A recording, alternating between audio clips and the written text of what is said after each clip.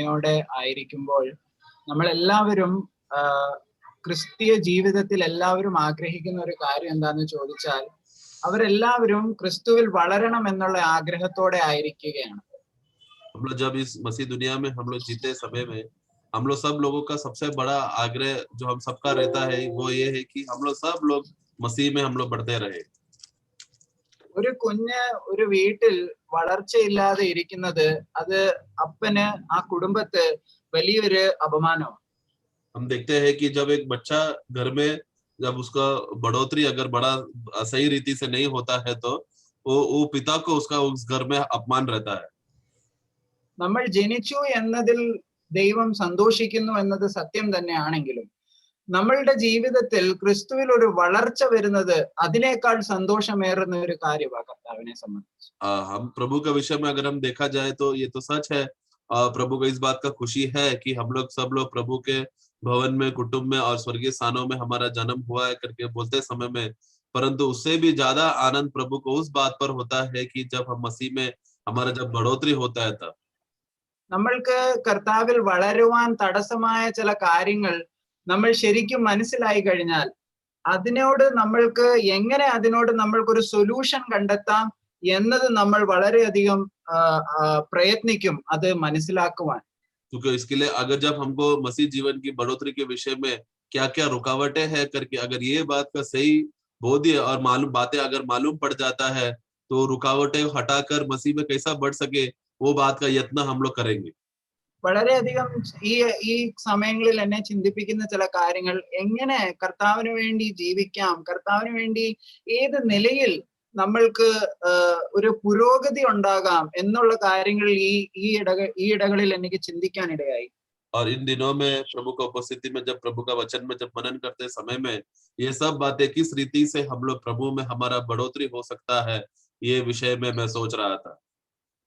നമ്മൾ പലരും നമ്മൾ കർത്താവിൽ വന്നിട്ട് അനേക വർഷങ്ങളായി, എന്നാൽ നമ്മുടെ ക്രിസ്ത്യ ജീവിതത്തിൽ നമ്മൾക്കൊരു മുന്നേറ്റമുണ്ടോ അല്ലെങ്കിൽ കർത്താവിനോടനുബന്ധിച്ച് നമ്മളുടെ ജീവിതം റൈറ്റ് വിത്ത് ഗോഡ് ആണോ എന്ന് പരിശോധിക്കേണ്ട സമയം വളരെ അതിക്രമിച്ചിരിക്കുന്നു. हम लोग बोलते तो है हम लोग मसीह में बहुत समय से हम लोग आए हैं करके, परंतु इस मसीह में हम लोग आ जाने के बाद क्या अभी तक हमारा रिश्ता प्रभु के साथ सही है? क्या मसीह में हमारा सही रीति से बढ़ोतरी हो पा रहा है कि नहीं? ये बात का सवाल हम अपने आप को पूछना चाहिए. വളരെയധികം ഈ കാര്യത്തിൽ ഞാൻ ഫെയിൽ ആയതുകൊണ്ട് ഞാൻ ഇതിനെ അന്വേഷിക്കാൻ ഞാൻ തുടങ്ങി. और इस विषय में मैं बहुत बार मैं हार चुका हूँ, इसलिए इस विषय में मैं बहुत बार मैं खोजी भी हुआ हूँ. കാരണം ഈ കാര്യത്തിൽ എന്നെ വളരെ തടസ്സപ്പെടുത്തുന്നത് പാപമാണെന്ന് എനിക്ക് മനസ്സിലായപ്പോൾ क्योंकि जब मुझे ये बात समझ में आया है कि पाप एक ऐसा विषय है जिसके कारण से मुझे प्रभु में बढ़ोतरी नहीं हो रहा है, जब ये बात मैं समझ गया ഇതിനൊരു അന്തിമമായ ഒരു ഒത്തുതീർപ്പ് കർത്താവിൽ വരുത്തണമെന്ന് വളരെ ആഗ്രഹമുണ്ടായി. तो तुरंत ही मुझे इस विषय में प्रभु में इसका कैसा भी एक अच्छा सुझाव आना चाहिए और ये पाप का विषय में मसीह में मुझे अंत करना है करके ये बात का बोध्य मुझे आने लगा. ഇങ്ങനെ ചെയ്യുന്നതിന്റെ ഇടയിൽ സ്വഭാവങ്ങൾ മാറ്റുവാനും നല്ല സ്വഭാവമായിട്ട് ജീവിക്കുവാനും ഒക്കെ തുടങ്ങിയെങ്കിലും വളരെയധികം ഞാൻ പരാജിതനായത് എനിക്ക് മനസ്സിലായി. और फिर इसके बीच में मैं अपने आप में बहुत अच्छा स्वभाव से एक अच्छा व्यक्ति बनकर जीने का मैं बहुत कोशिश किया, परंतु उसमें भी वो मसीह जीवन में हार आया करके मुझे समझ में आया. എന്നാൽ നമ്മളൊക്കെയും മനുഷ്യരുടെ ഇടയിൽ നല്ലൊരു ജീവിതം ജീവിക്കുന്നവരാണ് എങ്കിലും നമ്മൾ കർത്താവിന്റെ മുൻപിലുള്ള നമ്മുടെ ജീവിതം പരിശോധിക്കുമ്പോൾ അത് വളരെ കുറവുള്ളതായി നമുക്ക് തോന്നുമ്പോൾ അവിടെ ദാനിയേലിനോട് പറഞ്ഞു, ദാനിയേലിന്റെ വിഷയത്തിൽ അവിടെ ആ രാജാവിനോട് പറയുന്നതാ, നിന്റെ രാജ്യത്വം ഞാൻ നോക്കിയപ്പോൾ അത് ഞാൻ നോക്കിയപ്പോൾ വളരെ കുറവായതായിട്ട് എനിക്ക് തോന്നി.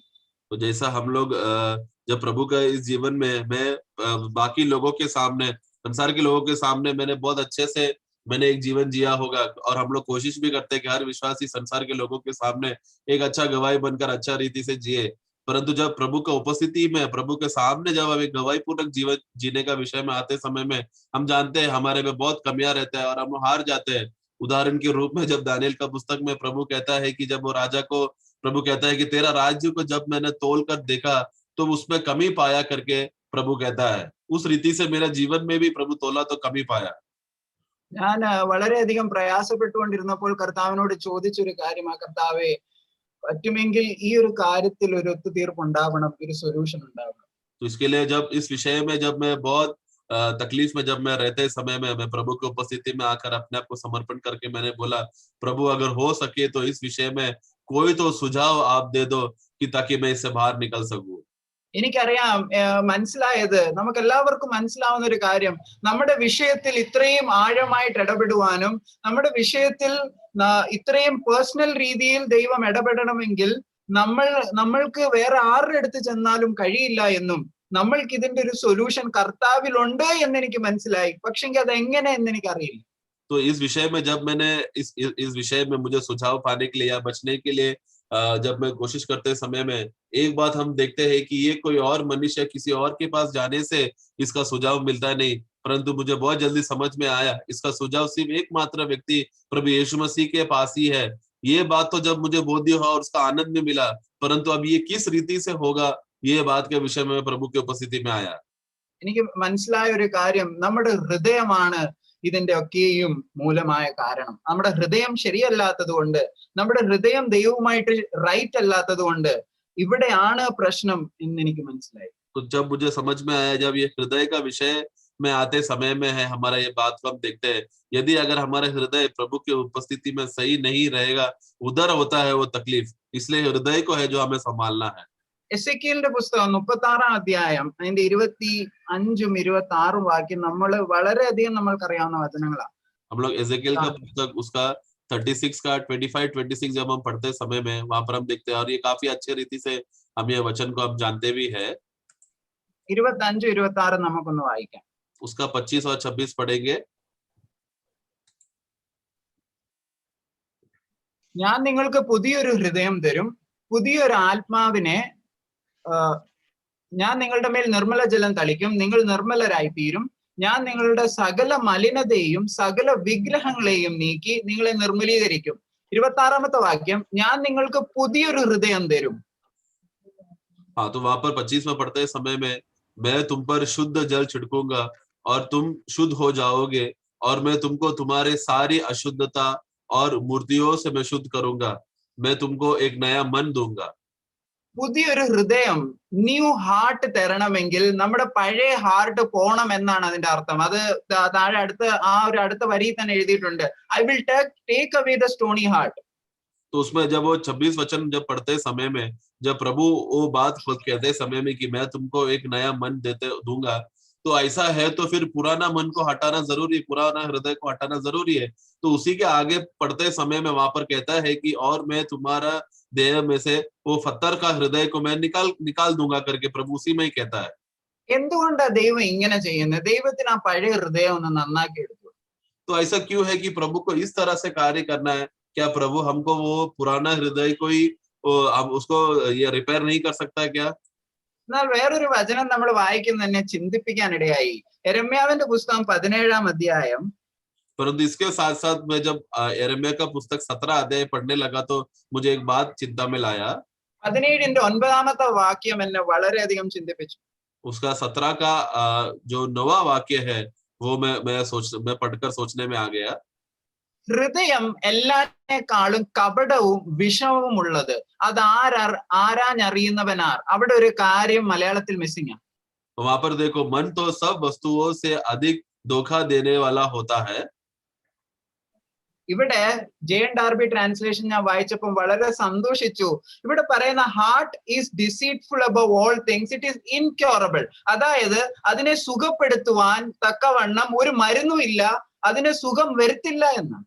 हाँ, जब मैं अंग्रेजी में एक दूसरा भाषांतर में जब मैंने ये वाक्य पढ़ा तो उसमें एक ऐसा बात लिखा गया है जो हिंदी और मलयालम में वो बात आया नहीं है. वहां पर वो उस बाइबल में जब मैं पढ़ते समय में भाषांतर बाइबल में पढ़ते समय ऐसा लिखा है कि मन तो सब वस्तुओं से अधिक धोखा देने वाली तो है और उसका कोई इलाज नहीं, ऐसा एक शब्द वहां पर जोड़ा गया. यानी कि क्या, ये जो धोखा देना मन है, जो सबसे अधिक रोग के अवस्था से एकदम दुष्टता के अवस्था में पहुंच चुका है, इसको सुधारने के लिए या इसको चंगा करने के लिए कुछ भी नहीं है.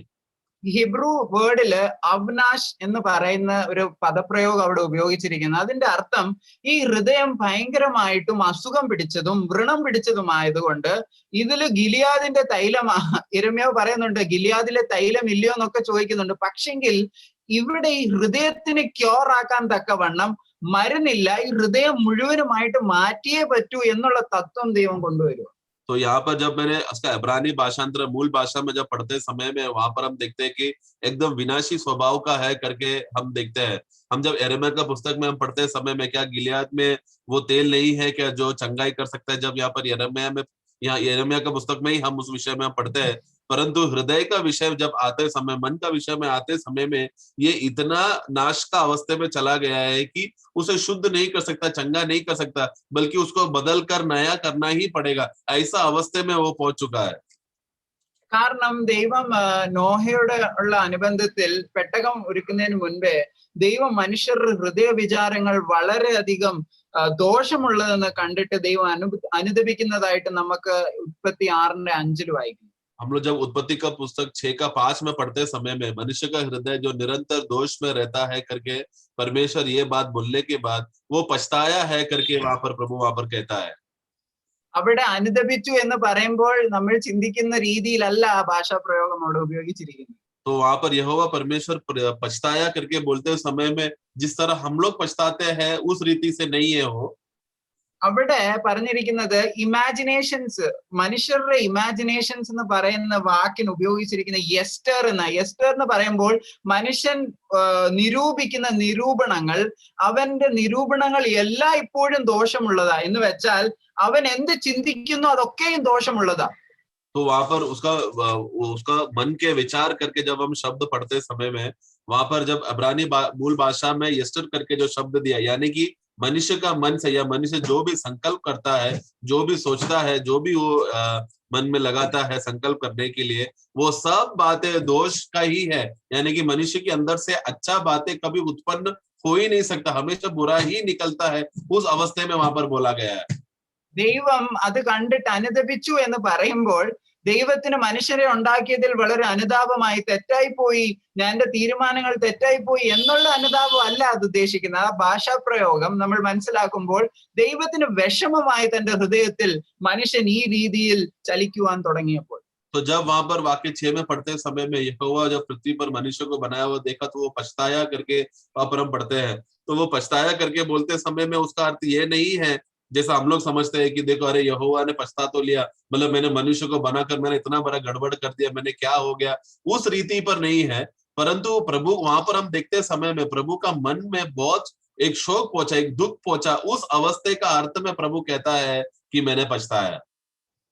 ഞാൻ ഒരു പുസ്തകത്തിൽ സാമുവൽ മോറിസിനെ കുറിച്ച് നമ്മൾ വായിക്കുമ്പോൾ അവിടെ ആ സഹോദരനെ കാണുവാൻ ഒരു നിരീശ്വരവാദി ഒരിക്കൽ വന്നു.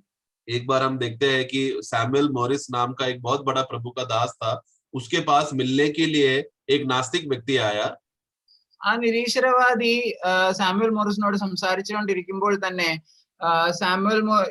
താൻ പറയുകയാണ്, ഈ ബൈബിൾ ഒന്നും എനിക്ക് വായിക്കുവാൻ ഇഷ്ടമില്ലാത്തൊരു പുസ്തകമാണ്. കാരണം ഇതില് പ്രേമകഥകളും ഇതില് യുദ്ധങ്ങളും ഇതില് ഈ വക കാര്യങ്ങളും ഒക്കെ ഉള്ളത് കൊണ്ട് ഈ പുസ്തകം എനിക്ക് വായിക്കുവാൻ ഇഷ്ടമില്ല, എനിക്ക് ക്രിസ്ത്യാനികളെ ആ രീതിയിൽ എനിക്ക് अंगीകരിക്കാൻ ഇഷ്ടമില്ല എന്ന് താൻ പറഞ്ഞു.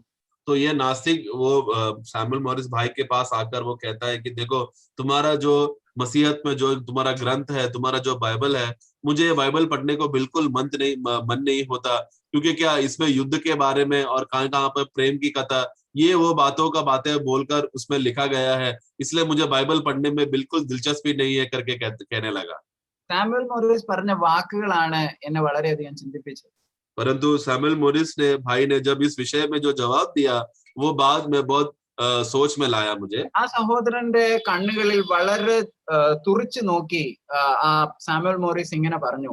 और सैमुअल मॉरिस भाई ने वो नास्तिक व्यक्ति का हृदय आंखों के उसको एकदम ध्यान से देख के भाई ने इस रीति से कहा. ആ സഹോദരൻ ചോദിച്ചതിനോ അതിന് തക്കവണ്ണമുള്ള മറുപടി ഒന്നുമല്ല താൻ പറയുന്നത്.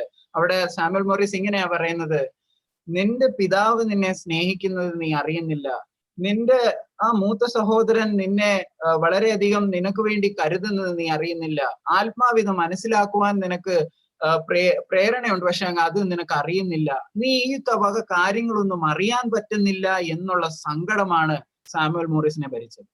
तो वहां पर सैमुअल मोरिस जब वो नास्तिक ने जो कहा, उसके रिश्ते में विषय में डायरेक्ट जवाब नहीं दिया, बल्कि वो कहने लगा कि देखो, तुझे एक स्वर्गीय पिता है जो तुझसे प्रेम करता है, वो बात तुझे समझ में नहीं आ रहा है। एक बड़ा भाई है जो तेरे लिए कष्ट उठाकर उद्धार का रास्ता बताया, वो बात तू समझ नहीं पा रहा। और पवित्र आत्मा है जो ये सब बातें प्रकट करने के लिए इच्छा तो रख रहा है, परंतु तू समझ नहीं पा रहा है करके वो उसको बोलने के बाद आखिरी में सैमुअल मोरिस खुद निराश हो जाता है कि ये सब बातें तुझे समझ, ये नास्तिक व्यक्ति तू समझ नहीं पा रहा है। इसके लिए सैमुअल मोरिस खुद को बुरा लगकर वो उदास हो गया कि ये व्यक्ति को समझ में नहीं आ रहा है करके। ഇത് കേട്ട ഉടനെ തന്നെ കുറച്ചു നാളിന് ശേഷം അവിടെ പിന്നീട് അത് ചരിത്രമായി മാറി. ആ സഹോദരൻ കർത്താവിന് വേണ്ടി വളരെയധികം ശോഭിപ്പാനും ശുശ്രൂഷയിൽ ഏർപ്പെടുവാനും സാമുവൽ മോറിസിന്റെ മരണശേഷവും താൻ ശുശ്രൂഷിച്ചു എന്ന് നമുക്ക് കാണാം. हाँ मैन, तो इसके बाद हम देखते हैं कि इतिहास इस विषय का गवाह है, और उसके विषय में ये कहता है कि आगे चलने के बाद इस विषय, ये जवाब जो सैमुअल मोरिस देने की वजह से हम देखते हैं कि आगे चलकर उस व्यक्ति में बहुत बड़ा बदलावट आया, और वो प्रभु में वो बदल गया, मन फिरकर प्रभु के सेवा के लिए निकला। और आगे चलकर जब सैमुअल मोरिस जब इस दुनिया में नहीं रहा, प्रभु में उठा लिया जाने के बाद हम देखते हैं कि सैमुअल, वो नास्तिक व्यक्ति था जो सैमुअल मोरिस का वो सेवा को आगे कर प्रभु में बहुत लोगों को उद्धार में लाया। ആ നിരീശ്വരവാദി ചോദിച്ച ചോദ്യത്തിനല്ല സാമുവൽ മോറിസ് മറുപടി പറഞ്ഞത്. तो वहां पर जब वो नास्तिक ने जब वो सवाल पूछते समय में उस सवाल का जवाब नहीं था सैमुअल मोरिस भाई ने दिया, എന്നാൽ സാമുവൽ മോറിസിന്റെ ആ മറുപടിയിൽ വളരെയധികം ദൈവഭാരം തന്റെ ഹൃദയത്തിൽ ഉളവായത് ആ സഹോദരനോടുള്ള, ഈ സഹോദരന് ഇത് മനസ്സിലാകുന്നില്ലല്ലോ എന്നുള്ള വളരെയധികം താൻ വിഷമിച്ചത്, ആ വിഷമം ആണ് ആ സഹോദരനോട് ആ വിഷമം താൻ വചനത്തിലൂടെ പങ്കിട്ടപ്പോൾ ആ സഹോദരന്റെ ഹൃദയത്തിന് രൂപാന്തരം വരികയും താൻ രക്ഷിക്കപ്പെടാൻ ഇടയാകുകയും ചെയ്തു. तो परंतु वो वहां पर वो उत्तर का जवाब पे नहीं, सवाल पे जवाब पे नहीं, परंतु वहां पर वो परमेश्वर का जो हृदय में आने वाला जो दुख का वो बोझ है, वो बोझ वहां पर सैमुअल मोरिस के चेहरा में प्रकट होकर उस नास्तिक व्यक्ति के लिए वो उदास हो गया, और वो समझाने लगा कि देखो, तुम्हें ये बात नहीं समझने की वजह से मैं कितना दुख, वो परमेश्वर का दुख था जो वहां पर प्रकट हुआ, उस भावना का कारण था। हम देखते हैं कि वो नास्तिक व्यक्ति में बदलावट आने का और मन फिराने का कारण बना।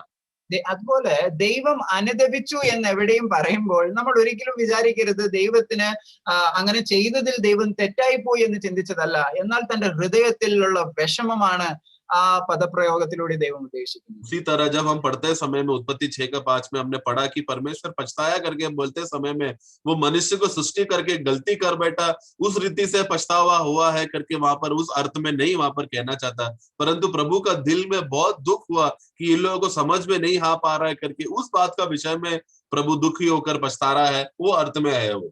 കർത്താവ് തന്നെ ഈ ലോകത്തിലായിരുന്നപ്പോൾ പറയുക, ഈ മനുഷ്യൻ എന്തെങ്കിലും തിന്നുന്നതല്ല അവനെ മലിനമാക്കുന്നത്, പക്ഷെങ്കിൽ അവന്റെ വായിൽ നിന്നും വരുന്നത്, അതായത് വായിൽ നിന്നും വരുന്നത് എന്ന് കർത്താവ് പറയുമ്പോൾ അവന്റെ ഹൃദയത്തിൽ ഇരിക്കുന്ന കാര്യം വായിലൂടെ പുറത്തു വരുമ്പോൾ അത് അവനെ അശുദ്ധമാക്കുന്നു എന്ന് കർത്താവ് പറയുക.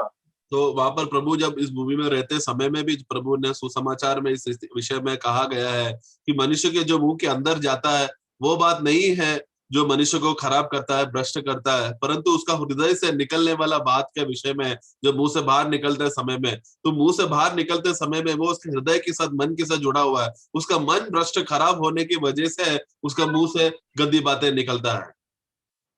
നോക്കണം, നമ്മൾ ചിലപ്പോ ഇങ്ങനൊന്നും പറയുന്നവരല്ല, देखो हम लोग कभी ऐसा नहीं कहते, എന്നാൽ ഹൃദയത്തിന്റെ അവസ്ഥ കർത്താവ് ഇവിടെ തുറന്നു കാണിക്കുക. परंतु हृदय का अवस्था को प्रभु बात को खोल के दिखा रहा है। മർക്കോസിന്റെ സുവിശേഷം 7-ാം അധ്യായം, मरकोस का सुसमाचार उसका 7वां अध्याय में ഇവിടെ ആ വിഷയം കർത്താവ് പ്രത്യേകമായിട്ടും എടുത്തു പറയുന്നുണ്ട്. അതിന്റെ 20, 21, 22 വാക്യങ്ങൾ. उसका 20, 21, 22 में वहां पर प्रभु वो बात को उठा के कहता है। हिंदी में पढ़ेंगे। फिर उसने कहा, जो मनुष्य में से निकलता है वही मनुष्य को अशुद्ध करता है, क्योंकि भीतर से अर्थात मनुष्य के मन से बुरी बुरी चिंता, व्यभिचार, चोरी, हत्या, परस्त्रीगमन, लोभ, दुष्टता, छल, लुचपन, कुदृष्टि, निंदा, अभिमान और मूर्खता निकलती है। ये सब बुरी बातें भीतर ही से निकलती है और मनुष्य को अशुद्ध करती है। ഇവിടെ കണ്ടോ, ഈ പറയുന്ന കാര്യങ്ങളൊന്നും നമ്മൾ ചെയ്യണമെന്നില്ല. പക്ഷെങ്കിൽ ഇത് ഹൃദയത്തിന്റെ അവസ്ഥയാണെന്ന് കർത്താവ് പറയുകയാ. കർത്താവ് പറയുന്നത് കണ്ടോ, മനുഷ്യനിൽ നിന്ന് പുറപ്പെടുന്നത് അത്രേ മനുഷ്യനെ അശുദ്ധമാക്കുന്നത്. എന്തൊക്കെയാ മനുഷ്യനിൽ നിന്ന് പുറപ്പെടുന്നത്? അവന്റെ അകത്ത് നിന്ന്, മനുഷ്യരുടെ ഹൃദയത്തിൽ നിന്ന് തന്നെ ദുശ്ചിന്ത, വ്യഭിചാരം, പരസംഗം, കൊലപാതകം, മോഷണം, ഇങ്ങനത്തെ അത്യാഗ്രഹം, ഇങ്ങനെ ഈ വക കാര്യങ്ങളൊക്കെയും നമ്മൾ ചെയ്യണമെന്നില്ല. പക്ഷെ ഇത് ഹൃദയത്തിന്റെ അവസ്ഥയെ, ഹൃദയത്തിന്റെ നിലവാരം, ഇത് ഒക്കെ പറ്റത്തുള്ളൂ ഈ പഴയ ഹൃദയത്തിന് ദൈവം കാണിക്കും. तो यहाँ पर देखो, वहां पर मनुष्य का कुछ बातें करने से नहीं है वो अशुद्ध होता है, बल्कि उसका मन से निकलने वाला बात, भीतर से निकलने वाला बातों है जो उसको अशुद्ध करता है। और ये बातें मनुष्य को करने का जरूरत नहीं है, वो मन में रहने से ही काफी है। वो उसका अवस्था मनुष्य का भ्रष्टता को दिखाता है। तो मनुष्य उसका मन में क्या क्या है, बुरा बुरा चिंता है, व्यभिचार, चोरी, हत्या, और ये सब बातें जो बुरी बुरी बातें, दुष्ट छल, लुचपन, ये सब बातें उसको करने की जरूरत नहीं है, बल्कि उसके हृदय में है। ये यहाँ पर प्रभु क्या बताना चाहता है कि मनुष्य का तेरा जो पुराना मन जो है, तेरा ये पुराना हृदय सिर्फ यही बातों को निकाल सकता है, तेरा यही बातें वो प्रकट करके दिखा सकता है। इसलिए मनुष्य का मन इतना भ्रष्ट और अशुद्ध है। ഈ വാക്യങ്ങൾ വായിച്ചപ്പോൾ എനിക്ക് മനസ്സിലായി എന്തുകൊണ്ടാണ് യെരമ്യാവ് അങ്ങനെ പറഞ്ഞത്. മനുഷ്യന്റെ ഹൃദയം ഇൻക്യൂറബിൾ ആണ്, അതിനെ ഭേദപ്പെടുത്തുവാൻ കഴിയുകയില്ല. കാരണം ഈ ഹൃദയത്തെ ദൈവം ക്യാൻസൽ ചെയ്തു എന്നുള്ള കാര്യം നമ്മൾ വ്യക്തമായിട്ട് മനസ്സിലാക്കിയില്ല എങ്കിൽ നമ്മൾ പിന്നെയും പിന്നെയും ഈ ഹൃദയം കൊണ്ട് ദൈവത്തെ ആരാധിക്കാൻ തുടങ്ങും. तो इसके लिए वहां पे जब ये बातें सब में समझते पढ़ के समझने समय में कि जब मनुष्य का मन के विषय में उसका कोई इलाज नहीं है, मनुष्य का मन कभी सुधार नहीं सकता, पुराना मन। इस बात जब यिर्मयाह भी कहते समय में समझ में आया कि इसका कोई इलाज नहीं है, बल्कि इसका इलाज क्या है, इसको हटाकर एक नया मन डालो, एक नया हृदय डालना, जिसके वजह से प्रभु हमको एक नया हृदय देता है। क्योंकि ये बातें पुराना बातों को, पुराना हृदय को रखकर जो हमेशा बुरा बुरा बातें ही निकाल सकता है, जो लुचपन, दुष्टता, छल, ये सब बातें ही प्रकट कर सकता है। ये मन का बातों को लेकर मैं अगर आराधना करने आऊंगा तो हमेशा बुराई विषय होने वाला, हमेशा अशुद्धता ही रहेगा। इसलिए अशुद्धता नहीं रहने के लिए प्रभु ने हमको नया मन दिया। ഇതിന്ന് നമുക്ക് മനസ്സിലാക്കേണ്ട കാര്യം, നമ്മുടെ ഈ ഒരു പ്രകൃതി നമ്മൾ മാറ്റണം. इसके लिए इस बात से हमें एक बात समझ में आता है कि हमें ये हमारा ये जो स्वभाव है, इससे हमें हटना जरूरी है। ഇത് നമ്മൾക്ക് മാറ്റാൻ പറ്റുമോ സഹോദരന്മാർ? तो प्रियो, क्या इसे हम हटा सकते हैं, क्या बदल सकते हैं क्या इसमें से?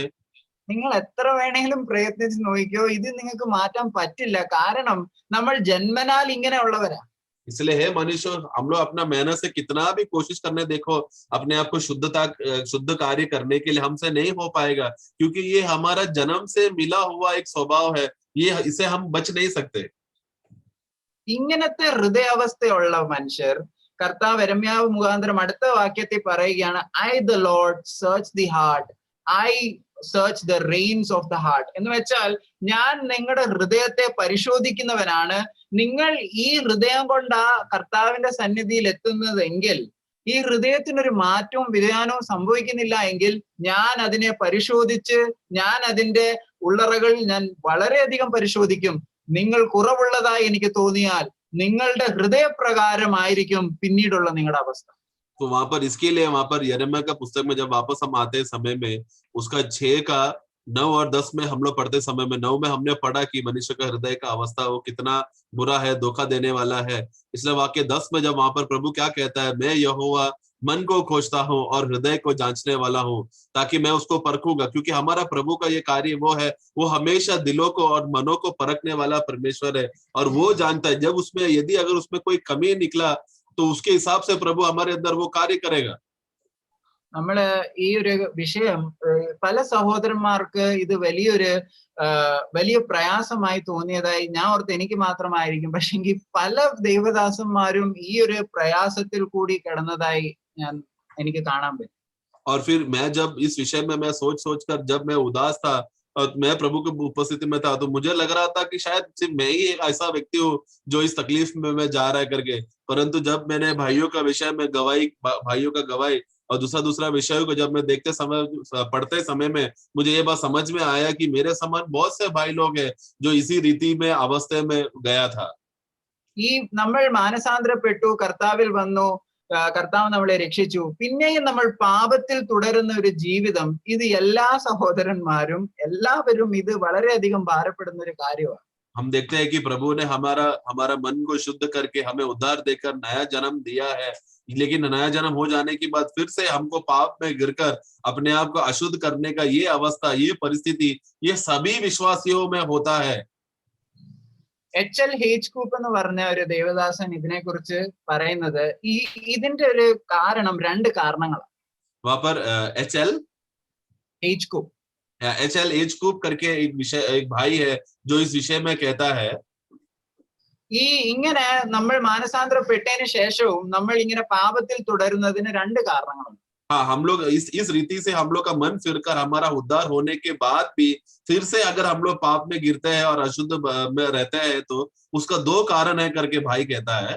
വചനം പറയുന്നത് പോലെ കർത്താവായ യേശുക്രിസ്തുവിന്റെ കാൽവറി ക്രൂശിലെ പ്രവൃത്തിയുടെ മാഹാത്മ്യം നമ്മൾ ശരിക്കും മനസ്സിലാക്കിയിട്ടില്ല. जैसा वचन में बताया हुआ प्रभु यीशु मसीह हमारे लिए क्रूस पर मरकर हमें जो छुटकारा दिया वो का विषय, वो बात का गंभीरता को, उसका गहराई को हम लोग ने सही रीति से समझा नहीं है, इसके लिए शायद हम लोग वापस अशुद्धता में चले जाते हैं. അതൊന്നാമത്തെ കാരണം. वो पहला कारण है. രണ്ടാമത്തെ കാരണം എന്താന്ന് ചോദിച്ചാൽ നമ്മൾക്കിത് അറിയാം, പക്ഷെങ്കിൽ ഇതിപ്പോഴും വചനത്തിൽ ഇങ്ങനെ ബ്ലാക്ക് ഇങ്ക് കൊണ്ട് മാത്രം എഴുതപ്പെട്ട വചനം അത് നമ്മളുടെ ജീവിതത്തിൽ അപ്ലൈ ചെയ്യുന്നില്ല, പ്രാബല്യത്തിൽ വരുന്നില്ല.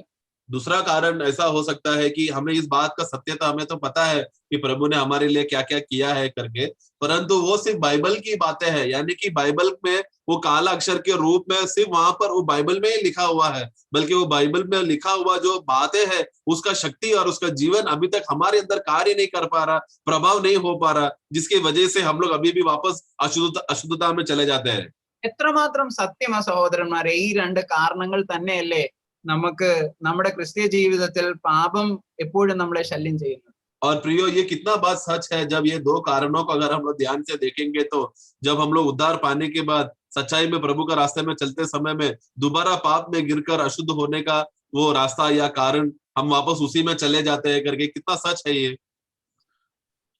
കാരണം എനിക്ക് മനസ്സിലായ ഒരു കാര്യം എന്താന്ന് ചോദിച്ചാൽ, കർത്താവ് നമ്മുടെ ഈ പാപത്തിന്റെ അവസ്ഥ കണ്ടപ്പോൾ താൻ ഈ ലോകത്തിൽ വളരെയധികം വിഷമിച്ചു മാത്രമല്ല, താൻ അധിക നേരവും ഈ പ്രാർത്ഥനയിൽ ചെലവഴിച്ചതൊക്കെയും തന്റെ പിതാവിനോട് ഈ കാര്യം എപ്പോഴും സംസാരിച്ചിരുന്നു കാണും എന്ന് ഞാൻ വിശ്വസിക്കുന്നു. और मैं ये विश्वास करता हूँ कि हमारा प्रभु यीशु मसीह मनुष्य का यह दुर्दशा को देखकर, जो उनका हृदय में हमेशा बुरा रहता है और सिर्फ बुराई उत्पन्न कर सकता है, ये अवस्था को देखकर, जैसा हमने पहला पढ़ा कि परमेश्वर पछता है, यानी कि परमेश्वर दुख उठाया करके सिर्फ उतना ही नहीं रहेगा, बल्कि मुझे ये भी लगता है कि प्रभु जब इस दुनिया में मनुष्य बनकर आने के बाद मनुष्य का अवस्था क्या है, प्रभु रोज पिता को प्रार्थना करके बता कर वो प्रभु के पिता के साथ का वो संगति में वो बात बताते रहता था, क्योंकि हमारा प्रभु हमारे विषय में बहुत चिंता करता था. നമുക്കറിയാം, കർത്താവ് എല്ലാ ശിഷ്യന്മാരും എല്ലാം രാത്രി ആയപ്പോൾ അവരവരുടെ വീട്ടിലേക്ക് പോയി. കർത്താവിനെ ആരും വിളിച്ചുകൊണ്ട് പോയില്ല. എന്നിട്ട് അടുത്ത അധ്യായത്തിന്റെ ആദ്യത്തെ വാക്യം പറയുന്നത് കർത്താവ് ഒലിവുമലയിലേക്ക് പോയി എന്ന്. അതിന്റെ ഒക്കെ പശ്ചാത്തലവും നമ്മൾ ഇതൊക്കെ ധ്യാനിച്ച കാര്യങ്ങളാണ്. हम लोग जानते हैं अच्छी तरह में यूहन्ना का सुसमाचार में जब हम पढ़ते समय में उसका 7वां अध्याय का आखिरी वाक्य में जब हम पढ़ते समय में वहां पर कहते हैं कि प्रभु का वचन सुनने के बाद लोग तो फिर अपने अपने घर चले गए और किसी ने भी प्रभु को अपने घर में बुलाया नहीं, न्योता नहीं दिया, परंतु प्रभु क्या किया, वो प्रार्थना करने के लिए यूहन्ना 8:1 में पढ़ते हैं कि वो प्रार्थना करने के लिए ओलिव पर्वत पर चला गया. അത് കഴിഞ്ഞിട്ട് രാവിലെ ആയപ്പോ ഉണ്ടല്ലോ, കർത്താവിന്റെ മുമ്പില് കുറെ കർത്താവിനെ എങ്ങനെയെങ്കിലും കുറ്റപ്പെടുത്താൻ വേണ്ടി ചില ആൾക്കാര് ഇങ്ങനെ അഡൾട്ടറിയിൽ പിടിച്ച ഒരു സ്ത്രീയെ കൊണ്ട് നടുക്ക് വെക്കുക. और उसके बाद क्या देखते हैं, जब 8 के नीचे पढ़ते समय में सवेरे जब होते समय में वहां पर क्या किया, प्रभु प्रार्थना करके आते समय में वहां पर क्या हो गया, कुछ लोग हैं जो फरीसी और शास्त्री लोगों ने उसने एक स्त्री को जो व्यभिचार में पकड़ा था उसको लाकर प्रभु के सामने रखता है. ഇവിടെ പരീശന്മാരും ഇവരൊക്കെയും വരുന്നത്, പരീശന്മാരും ശാസ്ത്രിമാരും ഈ സ്ത്രീയെ ഈ വ്യഭിചാരം എന്ന വെരി ആക്ട് ചെയ്തുകൊണ്ടിരുന്നപ്പോൾ തന്നെ ഞങ്ങൾ പിടിച്ചതാണെന്നുള്ള അവകാശം പറഞ്ഞുകൊണ്ട് വരുന്നവരാണ്. हाँ, तो वहां पर ये फरीसी और शास्त्री जब वहां पर उस स्त्री को लाते समय में वहां पर वो वाक्य 4 में क्या कहता है कि ये स्त्री व्यभिचार करते हुए ही पकड़ा गया है, मतलब वो जब कर रही थी तभी उनको उस स्त्री को पकड़ा है करके ये बात बोलकर वो लोग प्रभु के पास लाता है. നമ്മളെ ഈ ഇങ്ങനെ നമ്മള് പാപം ചെയ്യുമ്പോൾ നമ്മളെ ആരെങ്കിലും ശ്രദ്ധിക്കുന്നുണ്ടോ? जरा सोचो प्रियो, यदि हम लोग अगर इस तरह का पाप करते समय में, क्या कोई हमें देख रहा है क्या? നമ്മളെ ഈ വചനം നമ്മുടെ ജീവിതത്തിൽ നമ്മൾ എങ്ങനെ അപ്ലൈ ചെയ്യും? इस वाक्य को हमारे जीवन में हम कैसा लागू कर सकते हैं? നമ്മൾ എല്ലാ വാക്യങ്ങളും വായിക്കുമ്പോൾ നമ്മൾ നമ്മുടെ ലൈഫുമായിട്ട് നമ്മുടെ ജീവിതവുമായിട്ട് അപ്ലൈ ചെയ്യുമ്പോഴാണ് വചനത്തിന്റെ മാധുര്യം നമ്മൾ അനുഭവിക്കുന്നത്. Amen. इसके लिए प्रियो, जब प्रभु का वचन पढ़ते समय में, ये सारा वचन जब अपने आप में हम लोग लागू करने का अवस्था में आते समय में, यानी कि हर एक वचन का जीवन का वो जो सामर्थ्य की बातें है, वो जब हमारे जीवन में लागू होता है, तभी तो वचन का वो असली सुंदरता और मधुरता को हमें मालूम पड़ता है. ഈ പരീശന്മാരും ശാസ്ത്രിമാരും നമ്മുടെ വിഷയത്തിൽ ആരാ? तो ये अभी ये फरीसी और शास्त्री लोग हमारे विषय में कौन है? ये लोग നമ്മുടെ പാപത്തിൽ ചിലപ്പോൾ നമ്മളെ ആരും കാണുന്നില്ലായിരിക്കാം. എന്നാൽ നമ്മളുടെ പാപം നമ്മൾ ഇങ്ങനെ ചെയ്തുകൊണ്ടിരിക്കുമ്പോൾ തന്നെ ന്യായപ്രമാണം നമ്മളെ കുറ്റം വിധിക്കുന്നു. മാത്രമല്ല പിശാച് രാപ്പകൽ ദൈവം മുൻപാകെ കുറ്റം വിധിച്ചുകൊണ്ടിരിക്കുക. നീ വീണ്ടെടുത്ത ആളുകളല്ലേ ഇവരിങ്ങനെ ചെയ്യുന്നു. तो यहाँ पर देखो, हम लोग भले ही शायद पाप हम लोग करते समय में शायद किसी ने देखा नहीं होगा, कोई और मनुष्य देखा नहीं होगा, परंतु हमारे जीवन में हम देखते समय में व्यवस्था एक ऐसा चीज है जो बार बार मनुष्य के ऊपर दोष लगाते करते रहता है, क्योंकि व्यवस्था जब वहां पर रहते समय में उस व्यवस्था को पूरा नहीं कर पाता, वो कमजोरी हमको क्या करता है, जिसकी वजह से व्यवस्था हम पर दोष करता है कि तू व्यवस्था पूरा नहीं करता. उसी के साथ साथ हम लोग प्रकटीकरण का पुस्तक में पढ़ते हैं कि शैतान जो है वो दिन रात प्रभु के भक्तों के ऊपर हमेशा वो अपराध निकालते रहता है कि देख, तेरा भक्त है जिसको तूने नया जन्म दिया है, उधर देख वो उधर क्या क्या पाप कर रहा है करके बोलकर शैतान हमारा दोष उठाकर प्रभु के पास लेकर जाता है. ഈ സഹോദരിക്ക് ഇത് ഫിസിക്കലായ വേൾഡിൽ സംഭവിച്ചു. എന്നാൽ ആത്മീക ലോകത്തിൽ നമ്മളോടുള്ള ബന്ധത്തിൽ സംഭവിക്കുന്ന കാര്യമാണ് ഞാൻ ഈ പറഞ്ഞത്.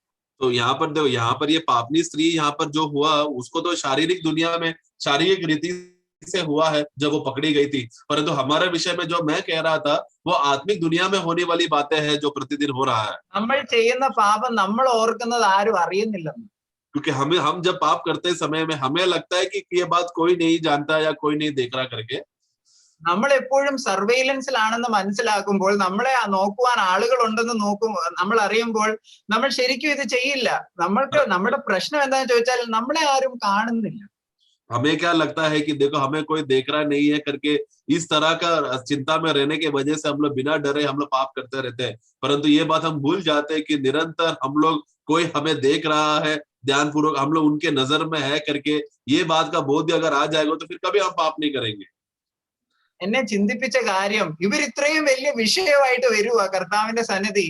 കർത്താവ് ഇതൊന്നും മൈൻഡ് ചെയ്യാതെ താഴെ ഇങ്ങനെ എന്തൊക്കെയോ വരച്ച് അവിടെ പറയുന്നുണ്ടോ, 6ാമത്തെ വാക്യം പറയുന്നത്, Jesus stooped, they said tempting him and they might have to accuse him, but Jesus stooped down with his fingers writing on the ground as though he heard them not. അതായത് കർത്താവ് അവർ പറയുന്നത് കേൾക്കാത്ത പോലെയാ അവിടെ ആ ഗ്രൗണ്ടിൽ കർത്താവ് എഴുതിക്കൊണ്ടിരുന്നു. परंतु वाक्य 6 मेरे को ये भाग जब मैं पढ़ते समय में सबसे बड़ा आश्चर्य चीज जो मुझे यहाँ पर लगा वो है वाक्य 6 में, जब वहां पर पढ़ते समय में वाक्य 6 में इस तरह लिखा है, उन्होंने उसको परखने के लिए यह बात कही ताकि उस पर दोष लगाने के लिए कोई बात पाए, परंतु यीशु झुककर उंगली से भूमि पर लिखने लगा. यानी कि प्रभु तो ऐसा कार्य करने लगा जैसे कि वो कुछ हुआ किया ही सुना ही नहीं है करके, हिंदी में वो बात आया नहीं है.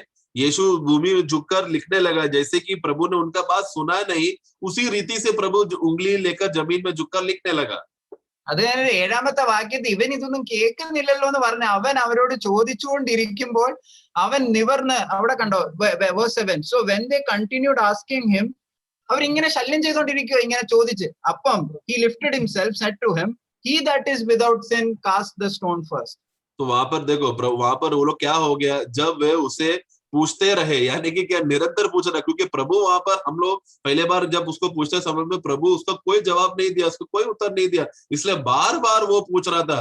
इसलिए वो बार बार पूछने की वजह से वहां पर हम देखते हैं कि तब प्रभु ने अपना सिर उठाकर कहा, तुम में से जो निष्पाप है वो पहला पत्थर मारो. എന്നെ ഇത് ചിന്തിപ്പിച്ചത്, നമ്മളുടെ പാപങ്ങൾ ശരിക്കും പറഞ്ഞാൽ ദൈവത്തോട് അറിയിക്കുവാൻ നിരന്തരം നമ്മളെക്കാൾ ഏറ്റവും ഉത്കണ്ഠയുള്ള ചില ആളുകൾ എപ്പോഴും കർത്താവിനെ ബോധിപ്പിച്ചുകൊണ്ടിരിക്കുക, ഇവൻ അങ്ങനെ ചെയ്യുന്നു, ഇവൻ പാപിയാ, ഇവൻ മരിക്കുവാൻ യോഗ്യനാന്നുള്ള സ്പിരിച്വൽ വേൾഡിൽ ഇതൊക്കെ സംഭവിക്കുക. പക്ഷെങ്കിൽ കർത്താവ് ഇതൊന്നും മൈൻഡ് ചെയ്യാത്തതിന്റെ കാരണം നമ്മളുടെ പാപം വിധിക്കപ്പെട്ടു എന്നുള്ള കാര്യമാണ് ദൈവം നമ്മളിൽ കാണുന്നത്. Amen, praise the Lord. जब मैं पढ़ते समय में ये तो शारीरिक दुनिया में हो रहा है, परंतु आत्मिक दुनिया में भी ऐसा ही हो रहा है ना। और मैं सोच रहा था प्रभु हमारा पाप जो जितना हम लोग कर रहे हैं ये, और हमें शायद दुख भी नहीं होता रहेगा जितना पाप हम कर रहे हैं, परंतु हमसे भी ज्यादा दिलचस्पी इस दुनिया में कोई और लोग है प्रभु के पास जाकर बता रहा है कि देखो ये कितना पाप कर रहा है, ये आदमी कितना अशुद्ध है और ये मरने के लिए योग्य है। हमसे भी ज्यादा उतावला या हमें खत्म करने के लिए उतावला कोई और है। और ये बात जब मुझे समझ में आने लगा कि प्रभु इस दुनिया में है जो हमसे भी ज्यादा लोग हैं जो मन कर रहे हैं, हमारा गिरने का अवस्था के लिए इंतजार कर रहे हैं, परंतु ये सब अवस्था में रहते समय में मैं जब प्रभु को देखते समय में मैं बहुत खुशी और आनंद मिलता है, क्योंकि प्रभु ये सब बातों में ध्यान नहीं दे रहा है, क्योंकि प्रभु जानता है कि ये सब बातों के लिए वो विश्वासी का न्याय हो चुका है। प्रभु ने उसको पूरा दाम देकर छुटकारा दे दिया, इसके वजह से प्रभु उस बातों में ध्यान नहीं दे रहा। കണ്ടോ, എന്നെ പിന്നെയും ചിന്തിപ്പിച്ച കാര്യം എന്താണെന്ന് ചോദിച്ചാൽ, ഇവിടെ കർത്താവ് ഇവര് മനസാക്ഷിയുടെ ആക്ഷേപം നിമിത്തം ഇവര് കല്ലുകളൊക്കെ താഴെ ഇട്ടിട്ട് അവര് പോവുക. എന്നിട്ട് പിന്നെ കർത്താവ് ആ സ്ത്രീയോട് ചോദിക്കുന്നത്, നീ എന്താ അങ്ങനെ ചെയ്തത്, നീ പാപം ചെയ്തില്ലേ എന്ന് പേഴ്സണലി പോലും കർത്താവ് ചോദിക്കുന്നില്ല. അവിടെ കർത്താവ് പറയുന്നത്, നിന്നെ കുറ്റം വിധിക്കുന്നവർ എവിടെ? हाँ, वहां पर देखो, वहां पर वाक्य 9 में पढ़ते समय में जैसा लोगों 10वां वाक्य में 9-10 में जब हम पढ़ते समय में 9वां वाक्य में वहां पर क्या हो गया, लोगों को जैसा उनको बोध्य होने लगा पश्चात, यानी कि दोष लगने लगा, तो प्रभु ने ऐसा बोलकर जो निष्पाप है पहला पत्थर फेंको, ये बात सुनकर उनका खुद के विवेक में उन लोग को दोष लगने लगा और छोटे से लेकर बड़ा सब वहां पर निकल गए। तो अभी वहां पर कौन है? सिर्फ वो स्त्री और प्रभु वहां पर अकेला है, उधर और कोई नहीं है। तो अकेले रहते समय में प्रभु चाहिए तो उस स्त्री को पूछ सकता था, देखो स्त्री तूने ऐसा क्यों किया, ऐसा अशुद्ध काम नहीं करना चाहिए था करके प्रभु शायद उसको समझा सकता था या डांट सकता था, परंतु ऐसा कुछ नहीं किया। प्रभु वहां पर अकेले रहकर उस स्त्री से प्रभु क्या बोलता है, अरे क्या कहाँ गए सब लोग, तुझे न्याय करने वाले, तुझे दंड करने वाले, क्या कोई नहीं रहा क्या, सब चले गए क्या? അതാ ഏമേൻ. അവിടെ 10ാമത്തെ വാക്യം കണ്ടോ, യേശു നിവർന്ന് അവളോട്, സ്ത്രീയെ അവർ എവിടെ, നിന്നെ ആരും ശിക്ഷ വിധിച്ചില്ലയോ? वहां पर 10वां वाक्य में प्रभु कहता है कि हे स्त्री, क्या हे नारी, कहाँ गए सब लोग, क्या तुझे दंड और न्याय करने के लिए कोई नहीं रहा क्या? അപ്പൊ അവള് പറയുവാ, കർത്താവേ, she said no man Lord. അവിടെ കർത്താവിനെ ഈ യേശു കർത്താവാണെന്ന് അവൾ മനസ്സിലാക്കുകയാണ്. वहां पर वो कहती है कि हे प्रभु, वहां पर कोई नहीं है करके वो कहती है, यानी कि क्या, मनुष्यों में वहां पर कोई नहीं है प्रभु जो मुझे न्याय करने के लिए, यानी कि ये स्त्री जल्दी समझ गई उसके सामने खड़ा रहने वाला जो महापुरुष कौन है, वो मेरा प्रभु है। കർത്താവ് പറയുക, ഇനി നീ പാപം ചെയ്യരുത്. प्रभु सिर्फ इतना ये प्रभु सब इतना कहता है, अभी से तू पाप ना कर।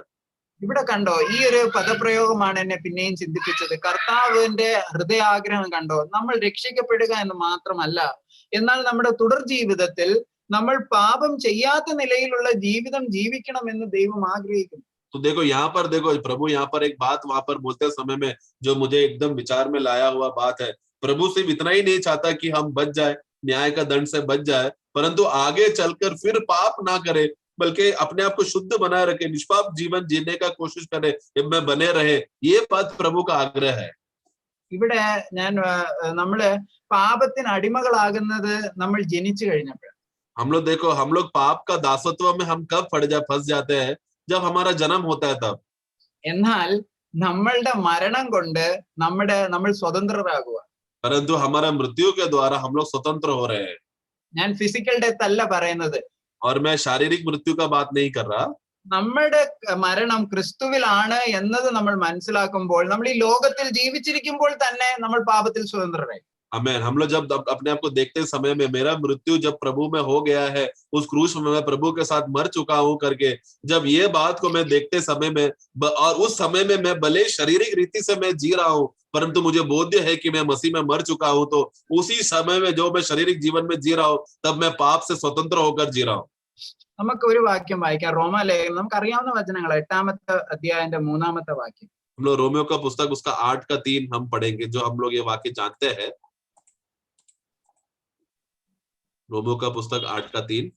क्योंकि जो काम व्यवस्था शरीर के कारण दुर्बल होकर न कर सकी, उसको परमेश्वर ने किया, अर्थात अपने ही पुत्र को पापमय शरीर की समानता में और पाप के बलिदान होने के लिए भेजकर शरीर में पाप का दंड की आज्ञा दी. ഇവിടെ ആ ഇംഗ്ലീഷിൽ വന്നിട്ടില്ല പിന്നെയും അവിടെ JN-Darby ട്രാൻസ്ലേഷനിൽ വായിക്കുമ്പം രണ്ട് പദപ്രയോഗം, അതായത് flesh of sin and sin in the flesh. Sin in the flesh എന്ന് വന്നിട്ടുണ്ട്.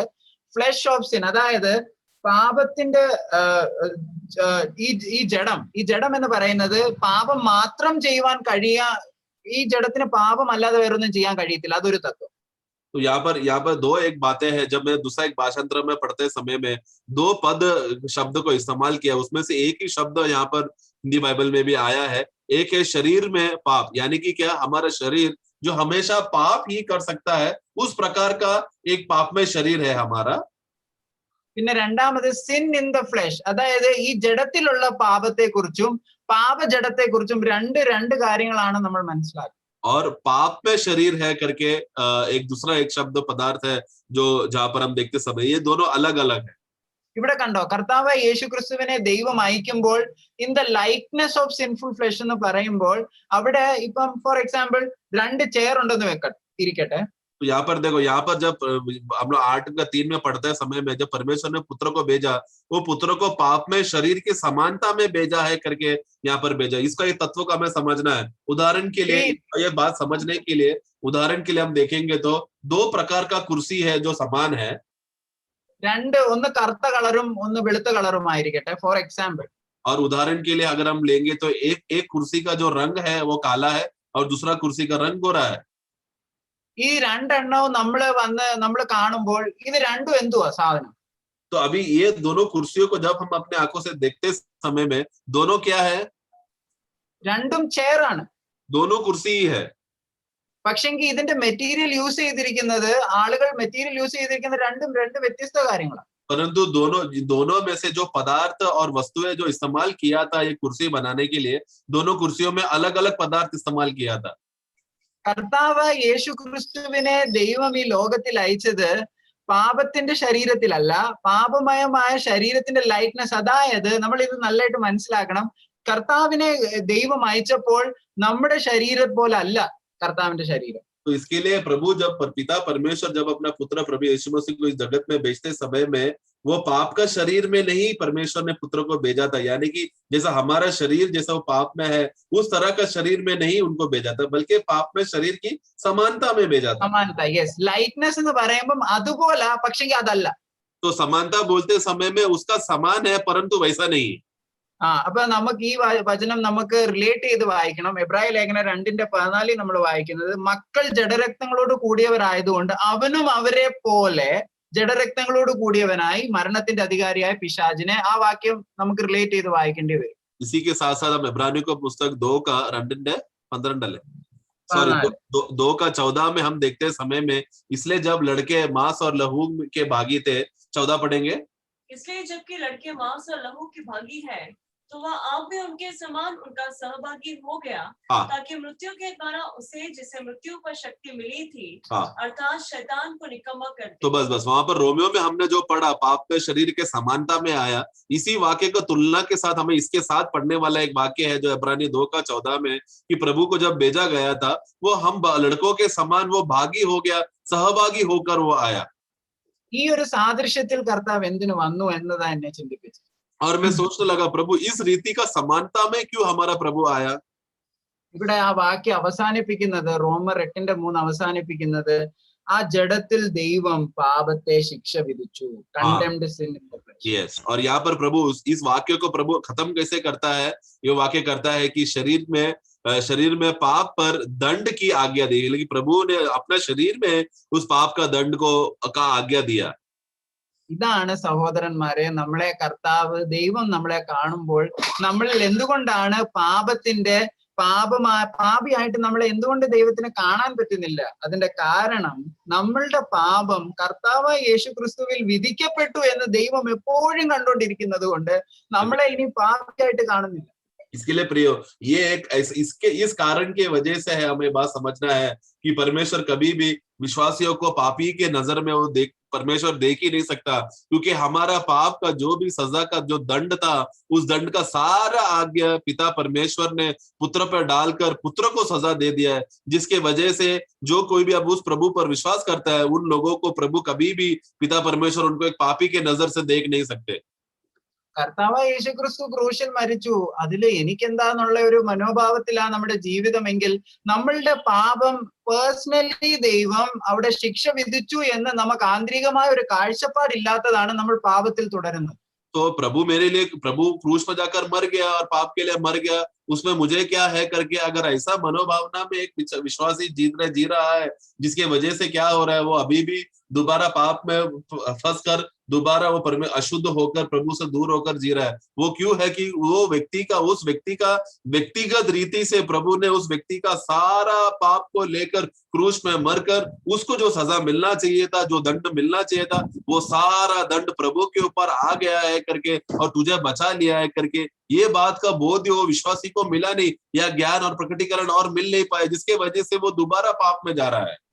എനിക്ക് പിന്നെ ഇവിടെ മനസ്സിലാകുന്ന കാര്യം എന്താണെന്ന് ചോദിച്ചാൽ, നമ്മൾ ചെറിയ പാപം ചെയ്തൊന്ന് അകന്ന് നിൽക്കുമ്പോൾ നമുക്ക് കർത്താവിനോട് പിന്നെ കൂട്ടായ്മ ചെയ്യാൻ ഇച്ചിരി പ്രയാസമുണ്ട്. പിന്നെ ഭയങ്കര പാടാ കർത്താവിനോട് കൂട്ടായ്മ ചെയ്ത് വീണ്ടും റീസ്റ്റോർ ആണ്. इसके लिए प्रियो, मैं एक बात जब मैं हमेशा सोचते रहता हूँ, हमने प्रभु की उपस्थिति में एक छोटा सा पाप कर लिया, वो काफी है हमें प्रभु से दूर होने के लिए, और फिर उसके प्रभु से दूर हो गए तो फिर संगति करना बहुत मुश्किल होता है, और फिर वापस उस संगति में वापस दोबारा आकर प्रभु के साथ वो रिश्ता बढ़ाने के लिए उससे भी मुश्किल रहता है। ഞാൻ കർത്താവിനോട് ചോദിച്ചു, ഇത്രയും പ്രയാസമാക്കിയത് എന്തിനാ കർത്താവ്? तो मैं प्रभु को पूछने लगा, प्रभु इतना कठिन रीति से कार्य क्यों रखा है करके, इस बातों में प्रभु कठिनता क्यों रखा है? നല്ല രീതിയിൽ ഫെലോഷിപ്പ് പൊക്കോണ്ടിരുന്ന ഒരു ചെറിയൊരു പാപം നമ്മളുടെ വിഷയത്തിൽ അത് ചെറുതാണെന്ന് നമുക്ക് തോന്നുക, പക്ഷെ ദൈവത്തിന് മുൻപാകെ ഉള്ള പാപത്തിന്റെ വലുപ്പം നമ്മൾ മനസ്സിലാക്കാത്തതുകൊണ്ടാണ് നമ്മൾ ചെറുതെന്ന് പറയുന്നത്.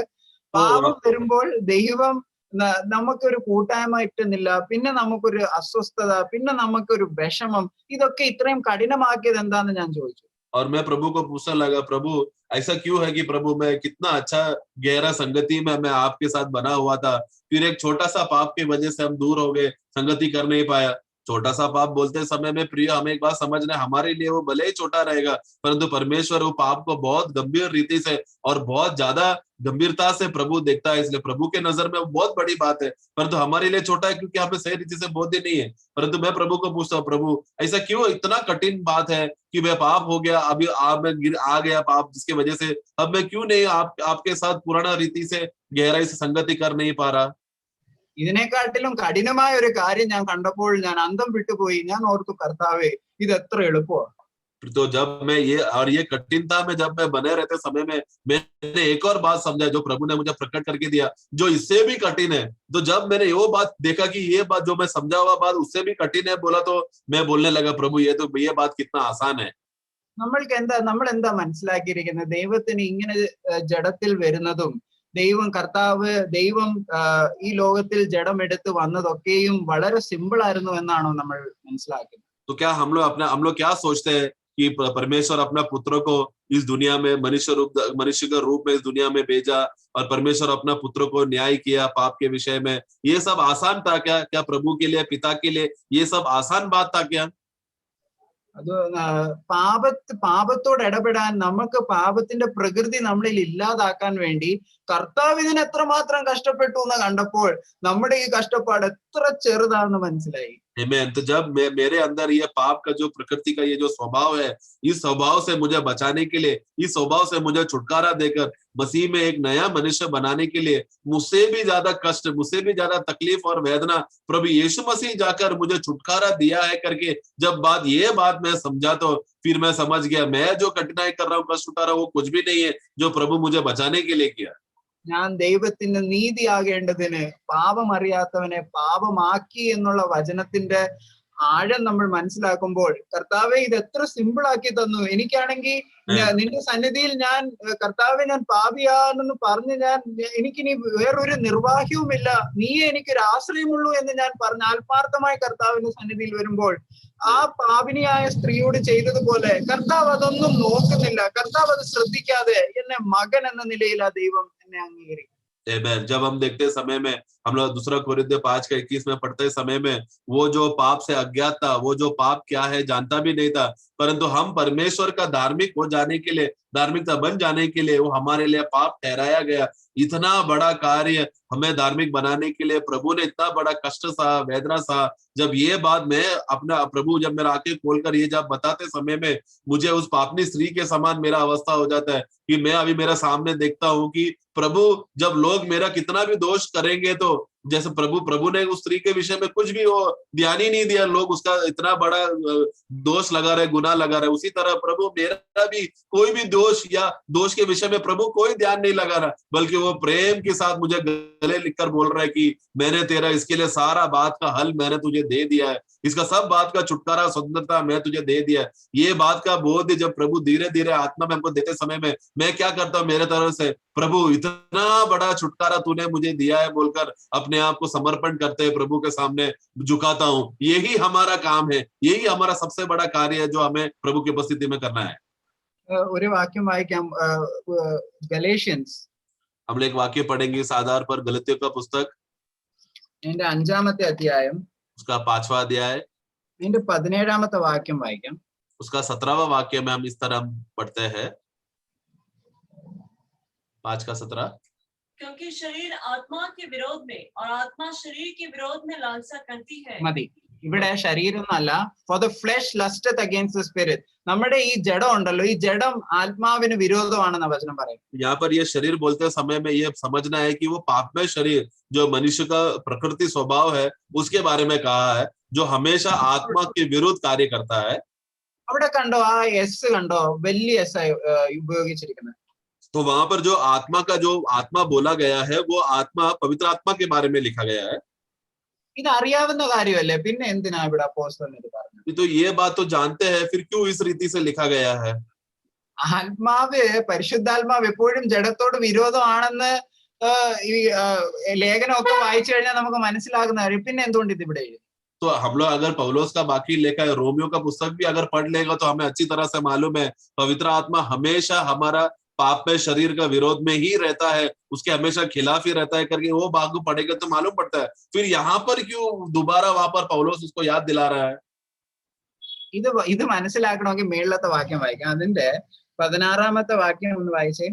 इसी के साथ साथ ये समझना है तो हमें इसको 16 वाक्य पढ़ना जरूरी है। वाक्य 16, पर मैं कहता हूँ आत्मा के अनुसार चलो तो तुम शरीर की लालसा किसी रीति से കണ്ടോ, നിങ്ങൾ ജഡത്തിന്റെ മോഹം നിവർത്തിക്കാതിരിക്കാൻ വേണ്ടിയാ നിങ്ങൾ ആത്മാവിനെ അനുസരിച്ച് നടക്കണമെന്നും ഈ ആത്മാവ് ജഡാഭിലാഷത്തോട് എതിർത്ത് നിൽക്കുന്നതാണെന്നും ദൈവം പറയുന്നത് നമ്മുടെ കാര്യം വരുമ്പോഴാ കർത്താവ് അത് ഉപയോഗിക്കുന്നത്.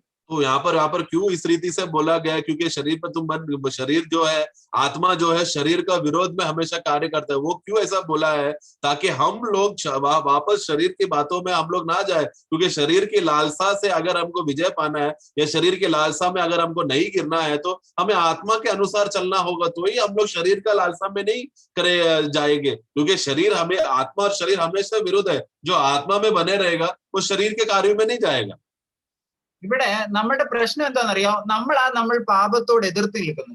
क्योंकि हाँ, तो ये बात, ये हमारा विषय का बात है, इसलिए प्रभु क्या हमें समझना है। हम क्या करते हैं, हम लोग खुद खड़े हो जाते हैं अपने पाप में शरीर के विरुद्ध और उसे बाहर निकालने के लिए कुछ उपाय निकालने के लिए। ഞാൻ വായിച്ചു, ഈ ഒരു പാപം ഉണ്ടല്ലോ രേഖപ്പെടുത്തിയിരിക്കുന്ന ചില ദുഷ്ടതയുള്ള വലിയ പാപങ്ങളൊക്കെ രേഖപ്പെടുത്തിയിരിക്കുന്നുണ്ട്. ഇവിടെ എവിടെയും ഫ്ലീ എന്ന് പറഞ്ഞ വാക്ക് ഉപയോഗിച്ചിട്ടില്ല. ദുർനടപ്പ് എന്ന് പറയുമ്പോൾ തന്നെ കർത്താവ് പറയുക ഫ്ലീ ഫ്രം ഫോർണിക്കേഷൻ. നമ്മൾ എന്തോ ചെയ്യുന്നത്, ദുർനടപ്പ് വരുമ്പോൾ നമ്മൾ അതിനെ നോക്കിയിരിക്കും. പക്ഷെങ്കിൽ ഈ ഫ്ലീ എന്ന് പറയുമ്പോൾ ആ പരിസരത്തൊന്നും നമ്മൾ കാണരുത്. तो यहाँ पर देखो, पाप का विषय में हमें एक बात समझना है। നമുക്ക് വായിക്കാം. हम लोग जब व्यभिचार का विषय में आते समय में वहां पर प्रभु उस विषय में क्या बोल रहा है, उसको एक बड़ा रीति से देखते समय भले प्रभु वहां पर क्या बोलता है, तू उससे दूर हो जा, उससे भाग जा करके वहां पर कहता है। हमारे विषय में क्या है, कोई भी प्रकार का व्यभिचार का बातें आता है तो हम वहां पर भागते नहीं है, बल्कि उसको देखते रहते हैं। परंतु प्रभु क्या कहते हैं, उसका नजदीक भी नहीं रहना, वो एरिया में ही नहीं जाना, प्रभु कहता है। 1 കൊരിന്ത്യർ 6:18 ഫസ്റ്റ് ഭാഗം മാത്രം ഇതിനോടുള്ള ബന്ധത്തിലാണ് ഞാൻ പറയുന്നത്. इस विषय के लिए जो हमने अभी गलतियों में हमने पढ़ा, उसी के आधार पर ही हम लोग 1 कोरिन्थियों 6 का उसका 18 का शुरुआत का भाग में हम देखते हैं व्यभिचार से അവിടെ बचे കണ്ടോ रहो। അവിടെ കണ്ടോ വ്യഭിചാര से बच के रहो दुर्नടപ്പ് വിട്ടോടുവിൻ. യെസ്, അവിടെ മലയാളത്തിൽ കറക്റ്റ് ആയിട്ട് വന്നിട്ട് ഫ്ലീ ഫോർनिकेशन. तो वहां पर मलयालम में और अंग्रेजी बाइबल में वो सही आया है, वहां पर ऐसा नहीं लिखा बचे रहो, ऐसा नहीं है, बल्कि व्यभिचार को तुम भाग जाओ करके, उसका आसपास भी तुम लोग नहीं रहो, व्यभिचार से तुम भाग जाओ, ऐसा आना चाहिए। ഇത് നമുക്ക് ചെയ്യാൻ പറ്റത്തില്ല. परंतु प्रियो ये हमसे नहीं हो सकता। അതിനാണ് ഗലാത്യ ലേഖനത്തിൽ പറയുന്നത് പോലെ ആത്മാവിന് മാത്രമേ ഈ പാപത്തിന്റെ ജഡത്തിന്റെ ഈ സ്വഭാവത്തോട് എതിർത്ത് നിൽക്കാനുള്ള നേച്ചർ ഉള്ളൂ, പ്രകൃതിയുള്ളൂ. അതുകൊണ്ട് നമ്മൾ ആത്മാവിന് മുൻസ്ഥാനം കൊടുക്കുമ്പോൾ നമ്മൾ ആത്മാവാണ് ഈ കാര്യത്തിനോട് ഡീൽ ചെയ്യുന്നതും ആത്മാവ് ഡീൽ ചെയ്യുമ്പോൾ നമ്മൾ ഓട്ടോമാറ്റിക്കലി ഇത് വിട്ടുകൊടുക്കുക. इसके लिए हम देखते समय जैसा हमने गलतियों का पुस्तक 6 में हमने जो पढ़ा, वो सिर्फ आत्मा ही है, पवित्र आत्मा ही है जिसमें इतना सामर्थ है शरीर की इस अभिलाषाओं से दूर रहकर, उससे दूर रहने, उसके लिए झगड़ा, उसके सामने खड़ा रहने के लिए या फिर उसको देखकर हट जाने के लिए, क्या ये जो बल है ये सिर्फ आत्मा में ही है। इसलिए प्रभु वचन पौलुस वहां पर वचन से क्या तुम लोग कर रहा है, तुम लोग आत्मा में रहो, तुम लोग आत्मा में चलो, ताकि शरीर की अभिलाषा को तुम पूरा ना कर सके, क्योंकि आत्मा में बने रहेगा तो ही उससे बचकर बाहर निकलने के लिए या उससे भाग जाने का सामर्थ्य हमें मिलता है। अपने आप को जब आत्मा के अधीन हम करेंगे तो आत्मा है हमारे जीवन में, अब उसका अधिकार लेकर हमें उसे बचाकर वहां पर हमें छुड़ाता है। ഈ ഒലിവ് മലയോട് അടുത്ത് നിൽക്കുന്ന ഒരു സ്ഥലമുണ്ട്. अभी वहां पर ओलिव पहाड़ के नजदीक एक जगह है, കിദ്രോൺ എന്നാ അതിനെ പറയുന്നത്. കിദ്രോൺ, कित्रोन करके है जगह का नाम। നമുക്ക് അതൊന്ന് വായിക്കാം ആ ഒരു ഭാഗം. 2 ശമൂവേൽ 15-ാം അധ്യായം. दूसरा शमूएल उसका 15 अध्याय। ഇവിടെ പശ്ചാത്തലം നമുക്ക് എല്ലാവർക്കും അറിയാം. ഇവിടെ അബ്ശലോമിനെ പേടിച്ച് ദാവീദ് അബ്ശലോമിനെതിരെയുള്ള യുദ്ധത്തിന് ഏർപ്പെടുമ്പോൾ അവിടെ വളരെ ഒളിച്ചും പാത്തുമൊക്കെ ഇവിടെ ദാവീദും കൂട്ടരും ഒക്കെ നീങ്ങുക. ആ നീങ്ങുന്ന സമയത്ത് അതിന്റെ 23-ാമത്തെ വാക്യം 15-ന്റെ तो उसका 15 का 23 का वाक्य में हम पढ़ते समय में यहाँ पर इसका बैकग्राउंड यहाँ पर यह है कि दाऊद जो है अपना बेटा अब्शलोम से बचकर वो गुफा में वो छुपकर वो जी रहा है, उसका अवस्था में वहां पर उसका वाक्य 23 में हम देखते हैं। 23-ാമത്തെ വാക്യം കണ്ടു. सब रहने वाले चिल्ला चिल्ला कर रोए और सब लोग पार हुए और राजा भी किद्रोन नाम नाले के पार हुआ और सब लोग नाले के पार जंगल के मार्ग की ओर पार होकर चल पड़े. ഇവിടെ കണ്ടോ, കിദ്രോൻ തോട് കടന്നത് രാജാവും കൂട്ടരും എങ്ങനെയാണെന്നറിയാവോ? വലിയ കരച്ചിലോടെ. यहाँ पर देखो किद्रोन नाम का ये नाले से वो लोग जब उसको पार होकर जाते समय में वो लोग कैसा वो लोग पार हो गए मालूम है, रो कर चिल्ला कर वो लोग पार हुए करके हम पढ़ते हैं। എന്നെ വളരെയധികം ചിന്തിപ്പിച്ചു ഈ ഭാഗം. और फिर मुझे ये बात सोच में लाया, ഈ കിദ്രോൺ എന്ന് പറഞ്ഞ അർത്ഥം എന്താണെന്നറിയാവോ? ഇതിന്റെ അർത്ഥം ഇരുട്ടെന്ന. किद्रोन का अर्थ अगर हम देखा जाए तो किद्रोन यानी का अर्थ है अंधकार। ഈ കിദ്രോൺ ഒലിവ് മലയോട് അടുത്ത് കിടക്കുന്ന സ്ഥലമാണെന്ന് നമുക്കൊന്ന് കാണാം. 30-ാമത്തെ വാക്യം ഇതിന്റെ തന്നെ 2 സാമുവേൽ 15:30. उसका 30वां वाक्य जब पढ़ते समय में किद्रोन जो है ओलिव पर्वत पहाड़ के नजदीक है करके हम देख सकते हैं, पढ़ेंगे। ഇതിന്റെ പശ്ചാത്തലത്തിൽ നമ്മൾ വായിച്ച് മുന്നോട്ട് വരുമ്പോൾ ദാവീദ് അത് കഴിഞ്ഞ് കയറുന്ന ഒരു മല ഒലിവ് മലയാണ്. നമുക്ക് വായിക്കാം 30-ാമത്തെ വാക്യം. तो हम लोग जब ऊपर से नीचे पढ़ते समय में 22-23 से नीचे पढ़ते समय में हम देखते हैं कि आगे फिर दाऊद क्या करता है, वो ये ओलिव पर्वत की ओर चढ़ता है करके हम देखते हैं। ഇവിടെ ഇവിടെ 30-ാമത്തെ വാക്യത്തിൽ കണ്ടോ, ഒലിവ് മലയിലും ദാവീദ് പോകുമ്പോൾ കരഞ്ഞോണ്ടാ പോകുന്നത്. पढ़ेंगे 30। तब दाऊद जलपाइयों के पहाड़ की चढ़ाई पर सिर ढांपे नंगे पांव रोता हुआ चढ़ने लगा. तो यहाँ पर ये पहाड़ में भी पहाड़ में भी जब चढ़ते समय में यहाँ पर भी वो रोते रोते ही चढ़ा करके हम देखते हैं। ഈ കിദ്രോന്റെ തടാകം വന്നപ്പോഴും ദാവീദും കൂട്ടരും എല്ലാവരും കരഞ്ഞു. ഈ ഒലിവ് മല കയറുമ്പോൾ ദാവീദ് മാത്രം കരയുന്നതായിട്ടാണ് കാണുന്നത്. हाँ, तो किद्रोन को पार करके जाते समय में दाऊद और दाऊद के साथ जो लोग थे वो लोग सब रो कर पार किया करके हम देखते हैं। परंतु 30वां वाक्य में हम देखते समय में जब ओलिव पहाड़ की चोटी की ओर चढ़ते समय में वहां पर सिर्फ दाऊद अकेला रोया करके हम देखते हैं। ഇത് എത്രമാത്രം കർത്താവിനോട് എത്ര സാമ്യമുള്ളതാ. കർത്താവ് ഒലിവ് മലയിൽ എപ്പോഴും തന്റെ പിതാവുമായിട്ട് പ്രാർത്ഥിക്കുമ്പോൾ വളരെയധികം കരഞ്ഞുകൊണ്ട് പ്രാർത്ഥിച്ചു. तो इसके लिए ये हमारा प्रभु का स्वभाव को कितना अधिक हम देखते हैं, दिखाता है, क्योंकि हमारा प्रभु यीशु मसीह भी जब वो ओलीव पहाड़ पर रहते समय में वो हमेशा पिता परमेश्वर की उपस्थिति में वो बना रहकर रोते हुए प्रभु की उपस्थिति में वो प्रार्थना करता था। ഈ കിദ്രോണിൽ എന്തിനാ അവൻ കരഞ്ഞത്? तो ऐसा क्या हुआ, किद्रोन में क्या हुआ कि वो लोग रोने लगे? നമുക്ക് ചില രാജാക്കന്മാരെ ഇപ്പൊ നോക്കാം, സമയം ഒരു 10 മിനിറ്റിന് എടുക്കത്തുള്ളൂ. ഈ ചില രാജാക്കന്മാർ എന്ത് ചെയ്യുമെന്നറിയാവോ? അവര് രാജസ്ഥാനത്തിൽ വരുമ്പോൾ ഈ അശേര പ്രതിഷ്ഠകളെയും ഈ ഐഡൽസിനെ ഒക്കെ ഇവര് കിദ്രോൺ എന്ന് പറഞ്ഞ തടാകത്തിൽ ഇവര് കുഴിച്ചിടും. मैं बस 5-10 मिनट और मैं लेना चाहता हूँ। हम देखते हैं कि इसराइल में और यहूदियों में जब राजा अधिकार में आते समय में ये राजा लोग वो लोग क्या करते थे, उनका देश में जो भी मूर्तियां रहता था और जो भी अन्य जातियों का मंदिर का बातें रहता था वो सबको वो लोग नाश करके किद्रोन में जाकर वो लोग गाड़ देते थे करके हम लोग पढ़ते हैं।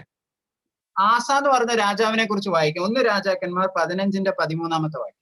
पहला राजा 15-13 में हम आसा राजा के बारे में हम पढ़ते हैं,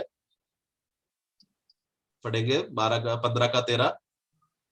वरन उसकी माता माका जिसने अशेरा के लिए एक घिनौनी मूरत बनाई थी, उसको उसने राजमाता के पद से उतार दिया और आसा ने उसकी मूरत को काट डाला और किद्रोन के नाले में फूंक दिया। ഇവിടെ कണ്ടോ ഈ ആസ എന്തോ പറഞ്ഞ്? ആസ അവളുടെ മ്ലേച്ഛ വിഗ്രഹം വെട്ടിമുറിച്ച് കിദ്രോൺ തോട്ടിനരികെ വെച്ച് ചുട്ടുകളഞ്ഞു. यहाँ पर आसा ने क्या किया, उसने जो भी मूर्तियां वहां पर थी उस सब मूर्तियों को उसने काट डाला और किद्रोन के नाले के पास जाकर उसको जलाकर खत्म कर दिया। ഈ വിഗ്രഹങ്ങളാണ് പലവട്ടവും നമുക്കറിയാം ഇസ്രായേൽ ജനത്തിന്റെ ഹൃദയം കവർന്നെടുത്തത്. हम जानते हैं कि मूर्ति एक ऐसा चीज है जो इजरायली लोगों को बार बार उन लोगों का मन को कब्जा करके प्रभु से दूर ले जाता था। വേറൊരു രാജാവ് നോക്കാം, യോശിയ രാജാവ്. 2 രാജാക്കന്മാർ. और एक राजा के बारे में देखिए, होशिया राजा के बारे में। ഈ കിദ്രോൺ എന്ന് പറഞ്ഞ സ്ഥലത്തിന്റെ പ്രത്യേകത ഞാൻ നോക്കിയപ്പോൾ എനിക്ക് വളരെ സന്തോഷമായി. 2 രാജാക്കന്മാർ 23 അധ്യായം. जब ये किद्रोन का ये जल के नाले के बारे में जब मैं पढ़ते समय में हम देखते हैं, दूसरा राजा चैप्टर 23 23 നമുക്ക് 6ാമത്തെ വാക്യം വായിക്കാം. उसका 6वां वाक्य में हम इस तरह हम देखते हैं, वाक्य 6। और वह अशीरा को यहोवा के भवन में से निकालकर यरूशलेम के बाहर किद्रोन नाले में लिवा ले गया और वही उसको फूंक दिया और पीस कर बुकनी कर दिया। तब वह बुकनी साधारण लोगों की कब्रों पर फेंक दी। മതി. ഇവിടെ കണ്ടോ, ഇത് ഞാൻ എടുത്തു കാണിച്ചത്. ഇവിടെ ഈ കിദ്രോൺ എന്ന് പറഞ്ഞ ഈ തടാകത്തിൽ തന്നെ ഇവര് പിന്നെയും ഈ രാജാവും ഇങ്ങനെ ചെയ്തതായിട്ട് നമുക്ക് കാണാൻ കഴിയും. तो यहाँ बस मैं इतना विषय को मैं बताना चाहता हूँ कि यहाँ पर भी ये राजा किद्रोन का उस नाले में आकर मूर्तियों को सब बातों को काट कर जलाकर उसको टुकड़े टुकड़े कर जला दिया, फूंक दिया, मतलब जला दिया है। ഇതിന്റെ വീണ്ടും അതിന്റെ താഴത്തെ 12ാമത്തെ വാക്യം കൂടി. और फिर 12 वाक्य भी पढ़ेंगे, वाक्य 12 पढ़े। और आहाज के अठारी के छत पर जो वेदियां यहूदा के राजाओं की बनाई हुई थी और जो वेदियां मनशे ने यहोवा के भवन के दोनों आंगनों में बनाई थी, उनको राजा ने द्वार कर पीस डाला और उनकी बुकनी किद्रोन नाले में फेंक दी। യെസ്, ഈ കിദ്രോൺ തോട്ടത്തിന്റെ പ്രത്യേകത കണ്ടു. ഈ രാജാവ് എന്തുവാ ചെയ്തേ? ഈ വലിയ ബലിപീഠങ്ങളൊക്കെയും ഇവരെ ഇസ്രായേലിന്റെ ഹൃദയത്തെ യഹോവയിൽ നിന്ന് മാറ്റുന്ന ചില കാര്യങ്ങൾ രാജാക്കന്മാർ രാജസ്ഥാനത്ത് വന്നപ്പോൾ ഈ കിദ്രോൺ തടാകത്തിലായി ഇതിനെയൊക്കെ ചുട്ടുകളഞ്ഞത്. हम देखते हैं कि बहुत से राजाओं ने ये किया हुआ एक खास बात वहां पर देखते हैं कि किद्रोन के नाले में आकर जो मूर्तियां वो लोग इस्राएल के बीच में रहता था, यहूदा गोत्र के बीच में रहता था, जो ये मूर्तियां यहूदी लोगों का मन, इस्राएल के मन को प्रभु से दूर करने का, खींचने का सामर्थ्य रखता था। इसलिए जब भी नया नया राजा जब वो अधिकार में आते समय में जो परमेश्वर में भय रखता था, वो राजा तुरंत उस मूर्तियों को लेकर काट कर तोड़ कर उसको किद्रोन के नाले में लाकर जला देता था। ഒരു രാജാവും കൂടി ഇങ്ങനെ ചെയ്തു, എസെക്യാ രാജാവ്. 2 ദിനവൃത്താന്തം 29 അധ്യായം. और एक राजा ने ऐसा किया है करके हिजकिय्याह राजा ने, जो दूसरा इतिहास उसका 29 अध्याय, അതിന്റെ 16ാമത്തെ വാക്യം മാത്രം വായിക്കാം. उसका सिर्फ 16वां वाक्य हम पढ़ेंगे, वाक्य 16 पढ़ेंगे। तब याजक यहोवा के भवन की भीतरी भाग को शुद्ध करने के लिए उसमें जाकर यहोवा के मंदिर में जितनी अशुद्ध वस्तुएं मिली उन सबको निकाल कर यहोवा के भवन के आंगन में ले गए और लेवियों ने उन्हें उठाकर बाहर किद्रोन के नाले में पहुंचा दिया। കണ്ടോ, ഇവിടെയും കണ്ടോ, ഈ ലേവ്യർ ഇത് എന്ത് ചെയ്തു? ഈ ലേവ്യ പുരോഹിതന്മാർ ഇതെല്ലാം കൊണ്ട് കിദ്രോൻ തോട്ടത്തിൽ ഇട്ട് കളഞ്ഞു, ഇതിനെ ഇല്ലായ്മ ചെയ്തു എന്നാ. तो यहाँ पर लेवी लोगों ने भी क्या किया, उन लोगों ने भी जो भी अशुद्ध बातें थी वो सब बातें मंदिर से बाहर निकाल कर किद्रोन के नाले में लेकर जाके डाल दिया, यानी कि उधर उसको सबका नाश कर दिया. ഈ കിദ്രോൻ എന്ന് പറഞ്ഞ സ്ഥലത്തോട് നമ്മുടെ ഹൃദയം വളരെ ബന്ധപ്പെട്ടിരിക്കുന്നു.